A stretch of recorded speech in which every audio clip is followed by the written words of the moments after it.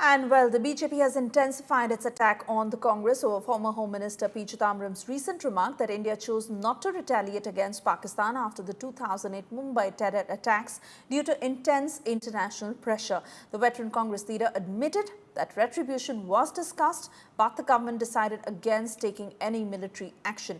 The BJP has seized on Chidambaram's remarks as proof that the UPA government was a puppet in the hands of foreign powers, unlike the Modi government, which has a strong message to Pakistan. BJP MP Sambit Patra has claimed that it was Sonia Gandhi's dictation that to not act against Pakistan, alleging that the then UPA chairperson made India bow down and give shelter to Pakistan.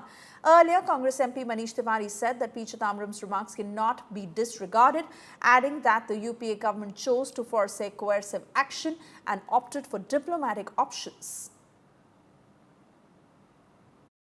जो भारत के नेता प्रतिपक्ष हैं, वो 4 दिन से विदेशी धरती पर हैं एक देश में, और उनका केवल एक ही काम है, वो काम है जो बढ़ता हुआ विकास की तरफ अग्रसर भारत है उसको बदनाम करो। मनीष तिवारी जी जो पूर्व मंत्री रहे हैं यूपीए सरकार में, उन्होंने जो खुलासा किया है, यह खुलासा चिंताजनक है कि कोई सरकार जिसको यह संवैधानिक जिम्मेदारी दी हो कि वो भारत की संप्रभुता की रक्षा करेगी, वो सरकार विदेशी ताकतों के हाथ में कठपुतली बन गई। 26/11 जो कि it's a blot in the name of, I would say, humanity.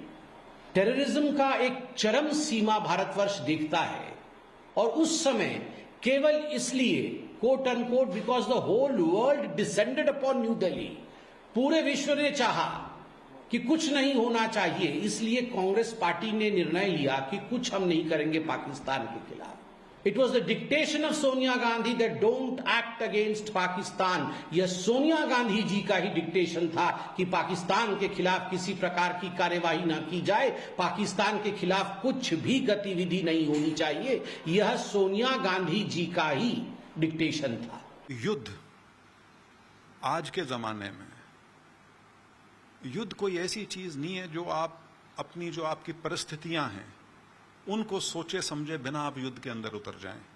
ये पुराने वाली लड़ाइयां नहीं बची, अब सोफिस्टिकेटेड लड़ाइयां हैं और इसके अंदर पूरी दुनिया इन्वॉल्व होती है, खास तौर पे क्योंकि दोनों न्यूक्लियर वेपन कंट्रीज हैं।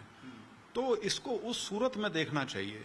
ये वही कांग्रेस है जिसने 1971 में जब अमेरिका का 7वां बेड़ा, जिसको एंटरप्राइज लीड कर रहा था, वो बे ऑफ बंगाल में खड़ा था, लेकिन उसके बावजूद भी पूरी कार्रवाई की गई। दबाव तो यह है कि आप जीती हुई लड़ाई में आप बिना टर्म्स एंड कंडीशंस के सीज फायर एक्सेप्ट कर लिया आपने, ये होता है दबाव।